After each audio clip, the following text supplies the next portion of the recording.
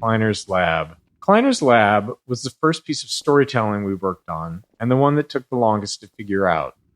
In addition to its role in launching the player into the game, it eventually became the unifying vision for the development team in terms of storytelling. As we began building our characters and narrative delivery around the player, many questions arose, all of which felt like major risks for the game.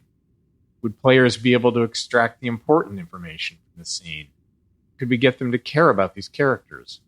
How would we support players with varying levels of investment in the story? How costly would it be to produce a scene like this? And how many more would we need? These and many more were questions we couldn't answer until we'd built enough of the scene and tested it with a lot of playtesters. Frustratingly, unlike many other problems we face, these weren't questions we could confidently answer until we had done significant work. We can often test gameplay ideas with low-fidelity prototypes, but if a player isn't invested in our storytelling when the characters are just gray blocks, how confident can we be that they'll care once the characters are fully realized? Choreography. The system we built and iterated on to deliver Half-Life 2's storytelling was internally called Choreo, short for choreography. Early on, we found it useful to imagine we were writing a play where one of the actors didn't know the script. We needed a system that could control all the other actors, moving them around the stage, delivering their performances and speaking their lines. To handle this, the other actors would need to seamlessly mix our directorial commands with dynamic responses to the player's position and behavior. Timing was clearly going to be a major challenge, as any part of the scene might need to lengthen, contract, or even pause, depending on what the player was doing. FacePoser. The primary tool we built to power the Choreo system was called FacePoser, an inaccurately named program that allowed our animators to lay out the entire structure of our scenes along a timeline. The timeline contained a series of Choreo commands for the actors, along with all the necessary information for them to perform those commands. By layering these commands on the timeline, animators could easily describe how an actor might need to face one thing while talking towards another and walk to a different location, all at the same time. But the timeline wasn't a fixed linear sequence. Actors would follow their commands, but they had to respond dynamically to the world around them. An actor might take longer to move to a location if the player is in the way, or they might need to wait to deliver a line because another actor has been delayed by the player. FacePoser allowed us to rapidly iterate on scenes, trying different layouts, dialogue deliveries, and timings. This ability to quickly experiment and adjust proved critical in finding the right performances to achieve our character and narrative goals. Choreo commands. This debug visualization shows the two most common choreo commands actors receive throughout a scene, internally known as look-ats and move-tos. Actors are given targets to look at, sometimes more than one at a time, and then try to focus on the one that makes the most sense given their current state. At the same time, they might be receiving move-to commands, which tell them to move to a location and face a specific direction or object. Even these seemingly simple commands involved a lot of complexity. A scene might require an actor to talk while typing on a keyboard, all while looking at an object the player is holding. Since we couldn't predict where the player would be during playback, authoring scenes like this required us to break each element of the scene into separate pieces and layers. These could then be reassembled as needed during playback, based on the player's actions and interrupted if necessary. Lab interactivity. In our choreo scenes, we have the player trapped for a bit, allowing us to focus on the characters and narrative. To accommodate different players, some deeply invested in the story, others unable to stand still for more than a second, we felt like we needed a constant stream of interesting details on screen. We scattered narrative elements throughout the environment, ensuring some were interactive, essentially toys for the player to tinker with. In some cases, we embedded further storytelling into these, like the cactus mini-teleporter hinting at the upcoming teleporter failure. It was a delicate balance. Too much visual interest could distract players from the core of the scene. Ultimately, Kleiner's lab played it safe with interactivity, as it was the first major choreo scene. Later, in Eli's lab, we explored it more deeply, ensuring the characters themselves paid attention to what the players were tinkering with. Delivery. It took a lot of iteration and playtesting to strike the right balance of information and emotional connection in our major choreo scenes. Each scene had a lot of information we needed to convey to the player, but we couldn't just have characters spouting exposition. Players would start thinking of them more as signposts than as people. We needed to take the time to let the characters interact with each other, allowing the player to observe the relationships. At the same time, we had to expand upon the world, giving the player a sense of everything that had happened while they were gone. All this had to be done carefully, without taking too long. We wanted the game to work for players who were less invested in the narrative. Animation became a powerful tool in communicating the emotional connections between characters, often conveying the depth of a moment quickly without overstating it. Humor was another commonly used tool, helping to puncture a setup and disarm the player when things got a bit too heavy. Writing. In the Half-Life 1 era, player goals in FPS games were still largely about fighting and defeating an obviously evil enemy. It was hard to get players to care about characters when they were as low fidelity as they were in Half-Life 1. With the planned improvements in character fidelity for Half-Life 2, we wanted to take a shot at making characters the driving force of the narrative. Our goal was for the player's motivations to align with those of our characters, for the player to care about these people, their hopes and fears, and to want them to succeed. With this in mind, we were able to assemble our approach to character and dialogue. We would create a set of characters who liked and cared about each other, hoping that the player would feel the same. These characters would interact in a way that felt inclusive, like a group of old friends who see the player as one of them, just someone who's been away for a while. If the characters demonstrated realistic emotional connections with each other, we believed we could build an emotional connection with the player as well. Character reactions. Figuring out what characters should react to and how was an ongoing challenge. At the core, we always want the game to respond to player input. However, any response from the game can be seen as a reward by the player. So, what characters react to and what they ignore teaches the player about the kind of input the game expects. As a result, we made sure to respond to things we wanted more of, like players tinkering with devices in the lab, and ignored behaviors we wanted less of, like players repeatedly slapping Kleiner in the face with a box over and over again. Seriously, we watched a playtester do it for 5 minutes straight. Animation. Constructing believable human motion for our characters out of many discrete layers of animation required a lot of technological iteration. Even simple actions like turning to look at something or walking to a location became more complex when combined with the need to dynamically respond to the player and the requirements of choreo commands. For example, turning to look at something had to be fully decomposed, allowing a character to use any combination of its eyes, head, shoulders, upper torso, or full body to face a target. In Half-Life 1, human characters had their bodies separated into upper and lower halves, allowing them to walk in one direction while facing another. However, this approach was too abstract for Half-Life 2's characters. Instead, our animators created walking animations in all 8 directions of the compass, which could then be smoothly blended together at runtime. Tone. Setting the right tone for our characters and their dialogue was critical. We aimed for a respectful, almost pleasant style of interaction with the player, while avoiding anything that felt too subservient. This balance was especially tricky with Alyx, who needed to support the player without compromising the strength of her character, something we felt was crucial for players to respect her.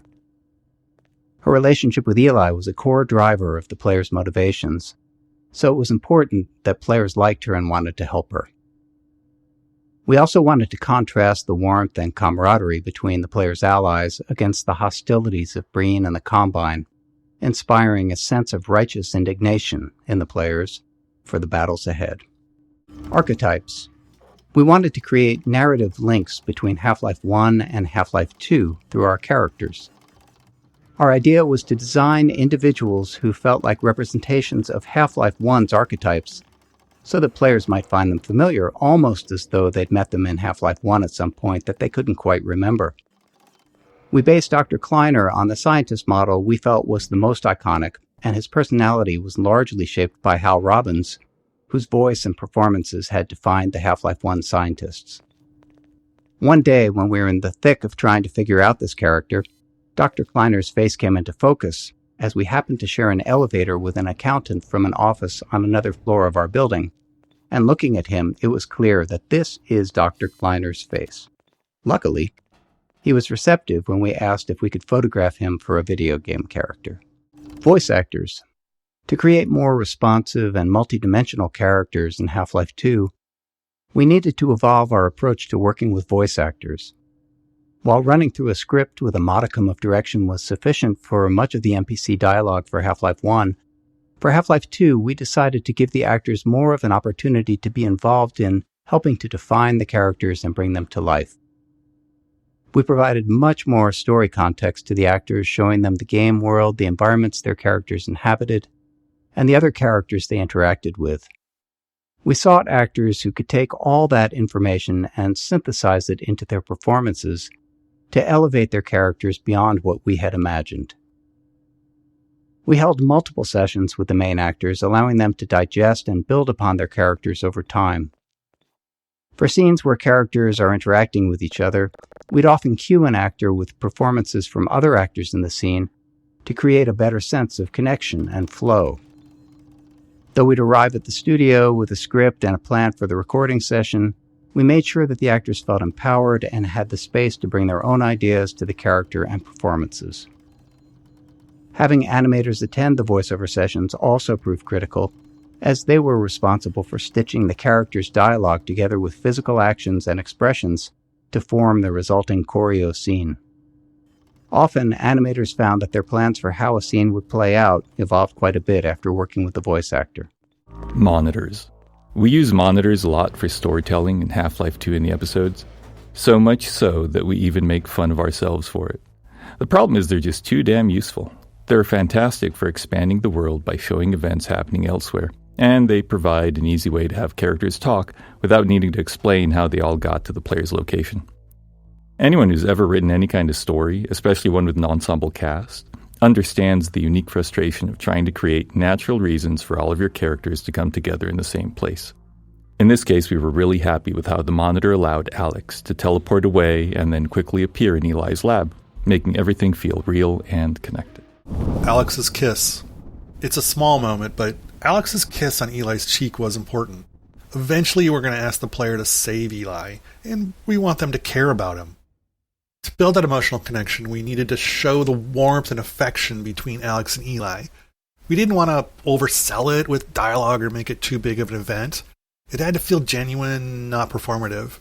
And we were able to iterate on the subtleties of this moment until it struck just the right note. Scene interactivity. At certain points in our choreo scenes, we require the player to take action. Beyond simply giving them something to do and keeping them engaged, these moments served a few key purposes. First, they allowed the player to catch up, even if they'd been distracted by something else in the environment. The scene could safely pause until the player completed the task, ensuring they were back and paying attention. At the same time, it let us position the player where we needed them, which was useful for framing the scene and making sure they saw something important. In some cases, we got double value out of these moments by using them to train the player. Here, they're learning to interact with plugs and sockets, a skill they'll need for puzzles later in the game. Phoneme extraction. Another critical tool we built into FacePoser was the phoneme editor. It processed the voice actors' dialogue lines and extracted phonemes to generate basic lip sync animations for our characters. For the hero characters, our animators use this as a starting point to create high-quality custom animations for each dialogue line, incorporating full facial animation. However, in a dynamic choreo scene, the animators wouldn't know exactly what the rest of the actor's body would be doing. This meant it required careful layering of choreo commands and timings in FacePoser, while still maintaining the actor's ability to dynamically respond to the player. At the time of Half-Life 2's release, most first-person shooters gave the player a gun or a melee weapon right off the bat, but we opted to start them empty-handed. Without a weapon, it was easier to train the player on the more novel ways they're able to interact with the world and introduce them to our story. We wanted the player to transition from fugitive to the aggressor, and arming them at the right time created that moment naturally. By the time they finally get a weapon, they're done running away. They say sometimes the best way to win is to walk away, but we all know that's not true. The best way to win is to run towards something while shooting at it. Dynamic mixing. During gameplay, many sounds are playing at the same time, but some are naturally more important than others, and we need to set the volumes of the sounds relative to each other to ensure that the important ones stand out. In a movie, this sound mixing is done as a post-process, but in a game, it happens real-time, responding to the player's actions, so we can't predict ahead of time which sounds will play simultaneously. To handle this, all the sounds are grouped into types and tagged with priorities. Then during gameplay, the audio system monitors all the active sounds and lowers the volume of sounds in a group if a higher priority sound is playing. And this mixing is adjustable. If the gunshots need to be loud in one scene, we can make them higher priority there. If a specific line of dialogue needs to be heard clearly, it can then force all the other sounds to drop in volume. And we do the same thing with music. It's a subtle but very critical system, and it just prevents the soundscape from becoming too cluttered. Bullet audio. If there's one thing we're sure of, it's that a lot of bullets will fly past a player throughout the game. So we spent a bunch of time trying to perfect the audio treatment for it. Unfortunately, bullets in the game are essentially instantaneous, so we can't just attach a sound to them and rely on the movement for positioning. So after some experimentation, we landed on this solution. By figuring out the closest point on the bullet's trajectory to the player's ear, we calculate the exact time and position the bullet would conceptually pass them. We then play two different sounds at that point to fake a Doppler effect, one for the bullet's approach and one for its departure. And we delay the departure sound based on the calculated time the bullet passed by. Audio caching. Another problem we ran into was the sheer amount of audio in the game. With all the gameplay sounds, music, and dialogue, we had too much audio to be able to store it all in memory. Memory was at a premium in 2003. But as you can imagine, we need to be able to play sounds immediately, especially if they're gameplay related. So we built an audio cache, which stored only the first 125 milliseconds of every audio file and kept that in memory.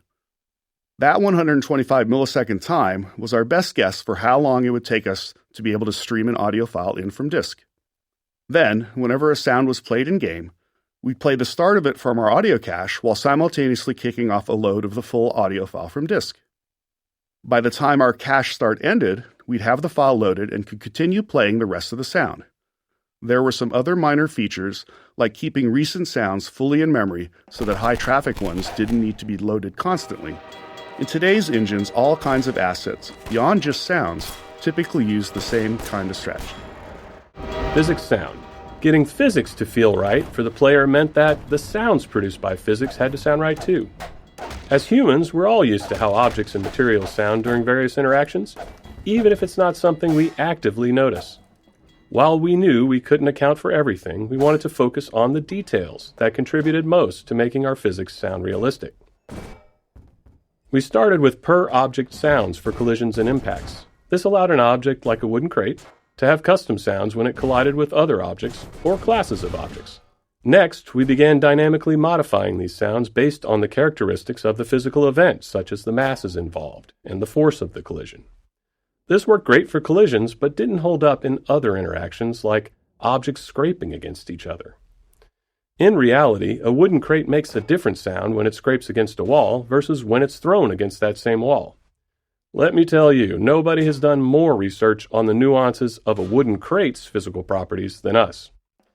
To get what we wanted out of these interactions, we implemented per-material collision sounds, metal against wood, metal against metal, and so on. These sounds were also dynamically modified based on details like material hardness or type of metal. Getting this system to sound right required countless small tweaks, which we could only identify once it was running. We also experimented with custom sounds for rolling objects, but ultimately cut the feature because we weren't happy with the results. Automating DSP. All the sounds a player hears are processed through our Digital Signal Processing System, or DSP. And this just refers to how audio is altered to reflect the environment the player is in. For example, the same sound will differ when heard in a parking garage, a small room, outdoors. In Half-Life 1, we manually placed invisible nodes throughout the world to define these DSP settings for each space. For Half-Life 2, we knew that manual placement was just going to be way too time-consuming, especially since we wanted a larger game, and we still only had one audio person on the team. So we built a system that automatically determines the DSP settings around the player in real time.